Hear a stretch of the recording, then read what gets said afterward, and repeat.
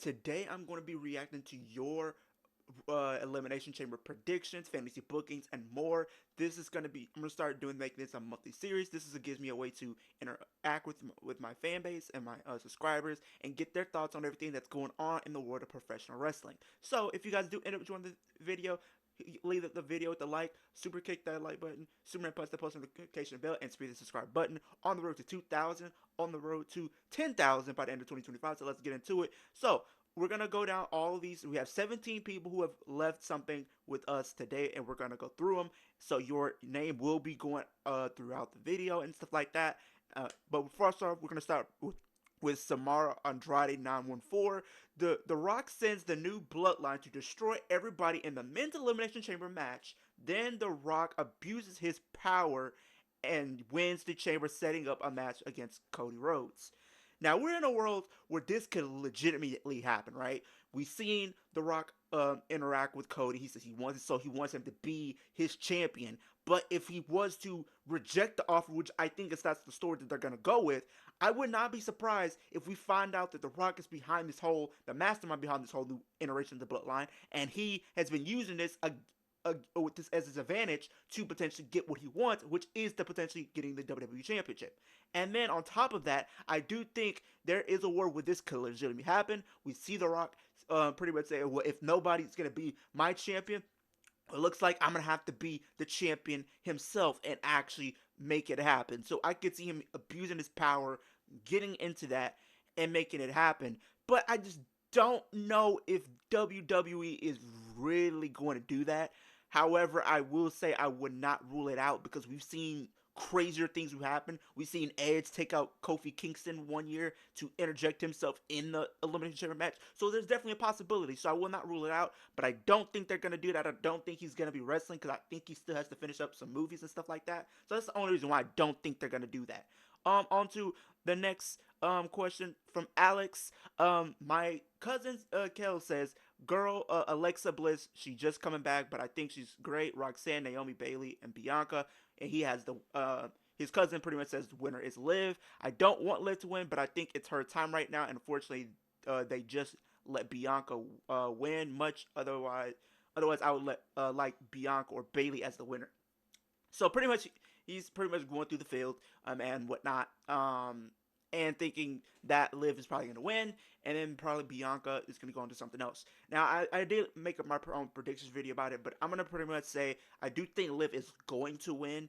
I think Bianca, they did a promo package before the match, and it kind of just iterated that there's going to be something between Bianca, Naomi, and Jade Cargill. So I think it kind of rules them out. Roxanne and Bayley, I think, rule each other out. So it really only technically comes down to Liv and Alexa, and I don't think Alexa's gonna win only because I think you just moved her over to SmackDown. Her story is with the Wyatt Six, so I don't think if they were gonna have her face Rhea, they should have just kept her on Raw. So what was it kind of makes it convoluted. So I don't think it's gonna be that. So I'm gonna say you have a point. I think Liv is going to potentially win. I know a lot of people don't really want to see that, but I think that's a story they've been building for quite some time right now. And plus, his cousin just iterated, Kelly said that it is her time right now. It is her time right now. She's pretty much on the run of her career right now. She's had a brilliant 2024, and I think she's already starting off the 2025 to be just as big or not even bigger than her 2024. So I definitely got to agree with you. So on to the next. So I don't. So Rapunzel says John Cena is the last man standing in the Elimination Chamber match, and then The Rock comes out and abuses power. Jacob Fatu and Tamatanga, and debut Hikuleo attacks Cena. Rock pins Cena to face Cody at Mania. So kind of pretty much what you're saying is you think that technically John Cena looks like he's gonna win, only for The Rock to come out, abuse power, and get the W. Similar to what I was saying with the first one, I can see them doing something like that to establish this new iteration of the Bloodline and him being the mastermind behind the whole thing. I can definitely see that. But it's just like, if you do that, then I guess you're going to be somewhat building a feud between John Cena and The Rock, which we've seen already. And it's like, what do you do with Cena? Like, do you have him be in this make this a triple threat where it's Cena, Rock, and Cody? Or do you find something else for Cena to do? I that's kind of where I'm looking at it. But I would not be surprised. Like I said, we've seen some crazy things happen in the world of professional wrestling across the board. Not even just WWE. We've seen crazy things happen. So I would not be surprised if this was out of the windward that actually happened. So cannot get mad at that. So the next person we're gonna talk about, the next question is from Devon. My women's elimination chamber predictions: winner Bianca, runner-up Bailey, third place Liv Morgan, fourth place Alexa Bliss, Naomi, and last place Roxanne Perez. So you think so pretty much Devon saying Bianca's gonna win, and I'm not gonna get mad at you if you were to say that, because I think they have been building up something kind of to where she could potentially go up to face for the championship against Rhea Ripley. I know a lot of people want that. That is probably one of the biggest matches you could potentially put on. There have been some reports that potentially that they want to do that. My only thing is, I think this should definitely main event night one, but I already think they're already putting other things in place to where it's probably gonna end up being maybe like a Roman, Seth, and Punk potentially main eventing or something like that, or you might do Gunther and Jay closing night one. So I think there's a lot of different moving pieces right now, and the thing is, Bianca has that looming um, black cloud over her being Jade Cargill, and I think Jade Cargill is going to potentially make herself or her appearance felt at the chamber, and I think she's going to probably be the reason that Bianca does lose, and then that can segue into something going into WrestleMania, because I think that is the match. And the thing is, if we were to get Bianca and Rhea Ripley, I think we need more than just like a 6-week build for that match and whatnot. But I understand where you're coming from. I think Bianca and Rhea is definitely going to happen.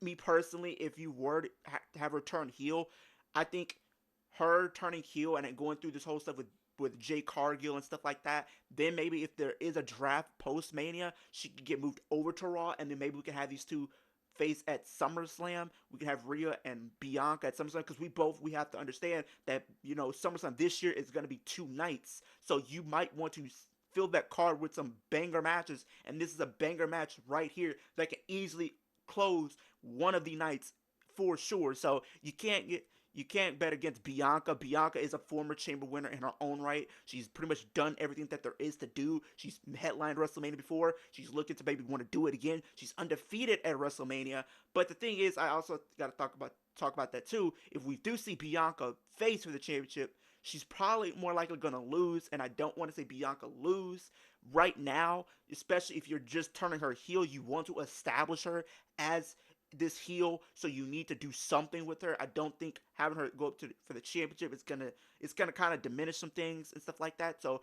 that's the only thing that I'm kind of thinking about with Bianca winning. I think there's just too much going on right now for me to see Bianca winning. But we see, like I said, she is a former chamber winner, so she could potentially do it again. I don't really want to personally see that happen again, but I would not be surprised if the WWE decides to pull the trigger on that. But on to the next question from Andre Hayes, 3886. So he has first Perez, second Morgan, third Bailey, fourth Naomi. Runner up is Bianca Belair, and he has Alexa Bliss for the win. So I think Alexa is very a dark horse in this one. She just came back. I think the WWE fans are really behind her right now. She is very popular, but I think her story right now is really with the Wyatt Six, and potentially her aligning herself with the Wyatt Six at some point in the near future. So I think that's the story and the narrative that they're trying to tell right now. And I think we've already been seeing some teases of that with the promos and stuff like that. You're seeing the little glitches with the match that she had. You've seen a glitch when she faced Candice LeRae in the Elimination Chamber qualifying match. We also seen in our backstage segment recently with Naomi, there was a little glitch as well. So we're definitely planting the seeds that she is going to align herself with the Wyatt Six at some point in the near future over the next couple months. So I think that is her story. And the only thing that's kind of betting against me with Alexa Bliss winning. Now, granted, she's just like Bianca. They both have won the chamber match before, so they can automatically potentially win again, because they have that advantage. They have the history and stuff like that. So you can't necessarily rule them out. But the thing is, if you were going to have her face Rhea Ripley, you should have just moved her, kept her on Raw, and compared to just moving her over to SmackDown. Because then if she just moves over to SmackDown just to compete for the championship, it's gonna look weird. So I just don't think they're gonna go with that, and then it kind of creates like a little whole mess and stuff like that. So I don't know if that's the route they're gonna go in. But like I said, I would not be surprised if they were to have Alexa Bliss win, considering that she has won before. But I don't think that's going to be the case this time around. I think you could still do something with her at Mania. Maybe if it is for like the U.S. Championship or something like that, you could definitely implement her in that type of field, because I think you're trying to build up multiple names to be part of that division, and you can have a big name like Alexa Bliss, who has won the championship, has won the WWE Championship before numerous times. She has won the tag team title. She has won the Money in the Bank. So she has a lot of history and a lot of accolades that warrant her potentially being in there and being pretty much maybe like an anchor for that division as well. So I think that might be the route that they're trying to go with her. But we will see. But on to the next question from Devon. Says men's elimination chamber predictions: winner Damian Priest, runner up John Cena, third place Seth Rollins, fourth place Logan Paul, fifth place Drew McIntyre, and last place CM Punk. Now this one is really hot. This is a hot take if I ever seen one. He has the bisexual Undertaker winning the elimination chamber. Now we did see some teases between him and none other than Cody recently. So there is something there, but I don't think it's going to be at WrestleMania. If I'm the way I'm looking at it, I think this might be like the first feud for Cody post WrestleMania, if he is to turn heel or something like that at WrestleMania. You can have him face Damian Priest at Backlash, because I think it's going to be in Mexico. So I think you could potentially implement him there. But I just don't see Damian Priest winning this. I think Damian Priest is probably going to end up facing Drew McIntyre at WrestleMania. So I think that's kind of the thing there. And also, I think honestly, we might see CM Punk or John Cena probably like your two favorites potentially winning here. So I would not be, I think this would really get the IWC in an upward. This would literally get them their blood boiling. They would literally be irate at the sight of Damian Priest, or Super Priest that they have been calling him, because he has been getting just pushed to the moon, like not even losing matches and stuff like that. People would be irate if the sight of him winning that chamber match over all those names that we just named, and him going on to face Cody Rhodes, which I presume would be the main event of night two. People would not do that. They probably would cancel their Peacock subscriptions. They would cancel their Netflix subscriptions, for crying out loud. They would not want to have anything to do with WWE, if you want to be honest. You're going to have some upset fans, and I know a couple that would be upset if this were to happen. But, hey, we are living in a world where anything can happen in the WWE. I'm going to just leave it at that. So, on to the next question from Alex. Once again, he says his cousin once again says for the guys, for Logan, Drew, Seth, Damian, CM Punk, Kelly has John Cena winning, and though I don't know that he wants to win, so Punk may win it.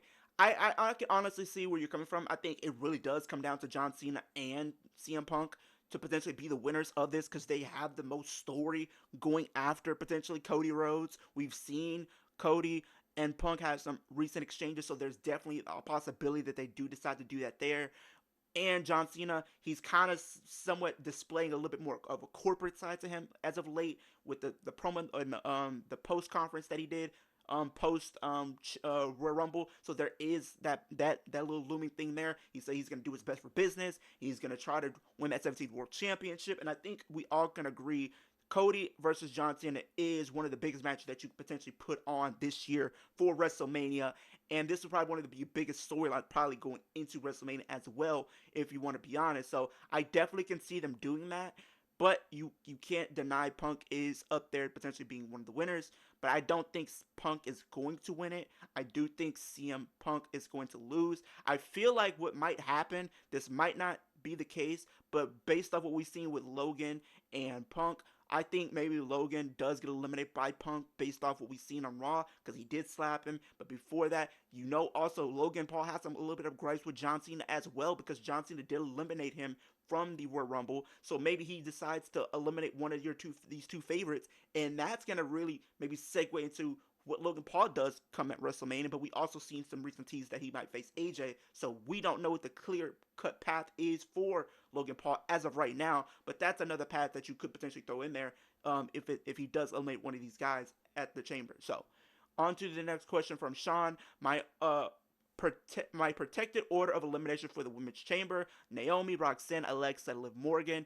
runner-up Bianca, and winner Bayley. I think Bayley is one of the bigger names in the company, at least on the women's side of things for sure. And if you want to have that narrative where Rhea is beating the four horsewomen back to back to back, because she beat none other than Charlotte at WrestleMania 39. She beat Becky at WrestleMania 40. So maybe she decides to add on another four horsewomen by beating Bayley.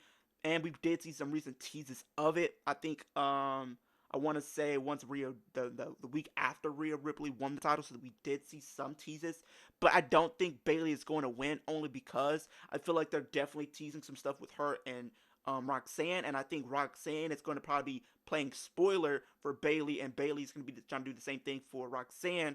Therefore, I feel like there's a chance that both of these women might get counted out. But like I said, if they want to go with the narrative to have Rhea continue to beat the four horsewomen outside of Mercedes, then go do that. Then you could potentially put that last knock on her belt. But I do think you could still do this some point down the line. I just don't think. Now I will say this: the match that we seen with Bayley and Io was really good last year. That was one of my favorite matches of that entire pay-per-view from night 1 and night 2. Definitely one of my favorites. So there's definitely a possibility that they decide to do that once again. And plus, we did see some recent teases between Bayley and Io as well. So there's definitely a possibility that they do decide to have Bayley win the Chamber. But I just don't think it's gonna happen. I think if you want to have her face Rhea, you could do it somewhere else. You could do it at Backlash. You could do it at maybe King and Queen of the Ring. You could do it at Money in the Bank. I think there's other venues where you could do this match. I just don't think it needs to happen at WrestleMania, in my personal opinion. So on to the next question that we have. We have a couple more. So Eric says Women's Chamber in order of elimination: Bayley by Roxanne, Alexa and Naomi, and Liv by Bianca. So therefore Bianca is getting the win. I really feel like when it comes down to who wins, or at least who I feel like should be in the final two, it should be Bianca and Liv, just for the simple fact that those are your two favorites, and it would really have the crowd in disarray in the sense of they don't know who could win. Could Bianca win her second Chamber match? Could Liv finally get the W when it comes to Chamber? Because this will be her 6th time competing in the Elimination Chamber match. So I think there's something to give on both sides of the field. And plus, I think as I was streaming yesterday for NXT, Bianca put up a tweet that says, based off what happened on Raw, Liv still has to deal with me and Naomi in the Chamber, and we're coming for her. So I think you're going to tell that story where they're both trying to double team her, try to get her out of there. So there's definitely going to be that potentially being at play. So we'll see how that end up happening, but we'll see. On to the next question from my guy Alex, one of my dopest supporters. Women's Chamber match, my projected order of elimination: Roxanne Perez by Bayley, Bayley by Liv, Alexa by Liv Morgan. Jade Cargill it appears extremely pissed off and attacks Naomi, then attacks Bianca. Liv does her finisher on Naomi, pins her, then does her finisher on Bianca. Liv wins. I think that is going to be your final 3. I do think your final 3 is how I see it, is going to be Liv, Naomi, and Bianca. And I do think Jade Cargill is going to make her presence felt, and I think something will happen. And I think Liv might eliminate one or the other, and I think she might end up going over whoever is the last one left, and she wins the Chamber. I think it's the only thing that really makes sense from a storyline perspective and a bookings perspective, just because of what they've been building for the last couple of weeks and months. So I think that's the most logical. But I think this would be a really good way to have Liv win. I don't know how you would do it, but this is not a bad way if it was down to those final three, just because of the history that we've been seeing with these three women playing out over the last couple of weeks. Them both feeling Liv is the one responsible for Jade Cargill, only for Jade Cargill to make a return. And it says, no, it wasn't Liv. It was you two. It was either Bianca or it was Naomi, or she just straight up says, it was both of you. So I think that was something that I would love to see playing out for sure. But we'll see how it ends up happening. On to the next question from huge ROX. My chamber order of elimination projection drew CM Punk, Seth Rollins, Logan Paul, Damian Priest, and John Cena. So he's saying Damian Priest is gonna get that mega push still, and being the last one eliminated in the chamber, and John Cena wins. Do think John Cena is gonna win, but I think if I'm looking at it, I would much rather see John Cena and CM Punk be the last two, just because of their history going all the way back from 2011 when they had one of the greatest feuds that I've ever seen play out on WWE television. Or you could do something with John Cena and Drew McIntyre, or John Cena and Seth Rollins. Hell, I'll even say John Cena and Logan Paul. But I just don't know if Damian Priest is going to make it all that way. I would not be surprised if he's the first eliminated. I just think we just have a very much stacked card right now. It's really up in the air as which direction they decide to go. But I just feel like if you look at it on paper, Damian Priest just looks more like the weaker opponent when it comes to the lineup. So we will see how that ends up playing out.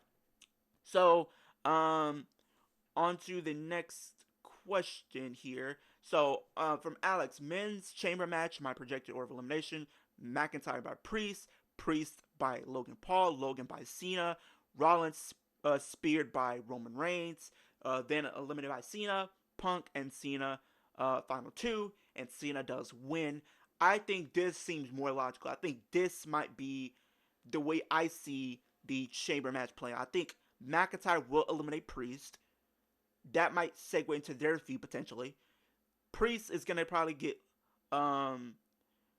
eliminated by Logan Paul, and then I see Logan getting eliminated by Cena, and then I could see Roman Reigns coming out and spearing none other than Seth Rollins, because I think that might be the feud that they're gonna go with. Me personally, I've said it before, I personally would rather see them decide to do Punk doing something else, maybe going for the WWE Championship. If he does win the match, I think it makes sense. Or, if my personal opinion, I think you should do Rollins and Reigns one-on-one. It does not need to be a triple threat. I think that match could really, really cook because of the history with the Shield and everything like that, and even what happened last year at WrestleMania 40. So I think that's what I think, personally, I would much rather see happen and play it on screen, but we will see how it does play out. So Alex has another question. I think Kevin and Sammy beat the hell out of one another, and I think KO wins. I think KO wins as well. I did go with Sammy in my predictions, but as of right now, I'm gonna go Kevin Owens.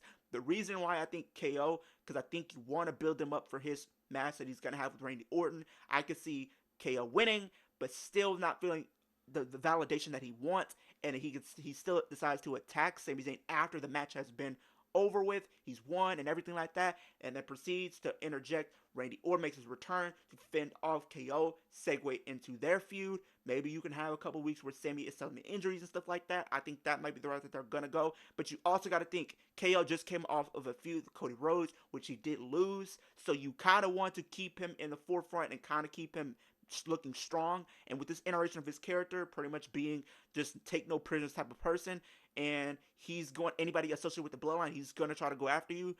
I think this makes all the sense in the world. I think KO needs to get the win. On to the next question from Alex once again. I think Trish and Tiffany win their tag match versus Nia and Candice. I think so too. I think Trish and Tiffany need to get the win, especially for Tiffany's sake, as her being champion. She's going into one of her biggest matches with Charlotte. She needs to look strong going into that match as well. You can't have her lose. She's going to look weak, and she's going to probably come off as a joke as she does go up against Charlotte. So you got to have her win. You got to establish her. That's what I think. And on to the final question of this. Rapunzel says, Liv wins Chamber, defeats Rhea, takes back her title. She should have not lost in the first place, and has a longer title reign. I do think Rhea and Liv are going to happen, but I think Io is going to be in that, because I do think Liv is going to win the Chamber. She's going to interject herself in that match, make it a triple threat, so everybody gets a win. Liv is finally in a big high-profile match. Io is in a world title match. Rhea's champion, so it's a win-win-win across the board. And with the year that Liv has had, she has warranted. And the thing is, what do they do with a lot of the people that be in these world title pictures? They give it to the people who have earned it, who have been putting in the most work. And Io and Liv have been putting in the most work across 2024, in my personal opinion. So I do think you're gonna reward that and have her be in there as well. So as far as her taking back the title, me personally, I would love to see it, but I don't think WWE's gonna book that. I do think she's gonna be in that triple threat. I think Liv does lose, and then maybe you can use this as a way for if they're gonna do a draft, she gets to move over to SmackDown and have a fresh start over there, and still be in the main event scene. I think that might be the logical way I see it playing out. And if we're gonna have King and Queen of the Ring this year, maybe she wins that, and that sets up her match, potentially whoever she decides to choose at SummerSlam. But that's how I see it, you guys. But thank you all for who submitted your questions, your hot takes, your predictions for Chamber match for the Chamber this year. I appreciate every single one of you.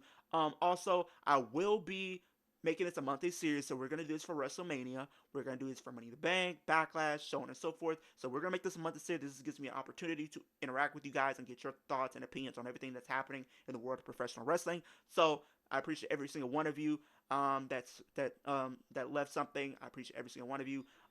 Road to 2,000 subscribers. Ultimate goal is 10K by the end of 2025. So let's make it happen as a wrestling community, as a wrestling family. But with that being said, hope everyone has a great day, great rest of your week, and I'll see you guys in the next video.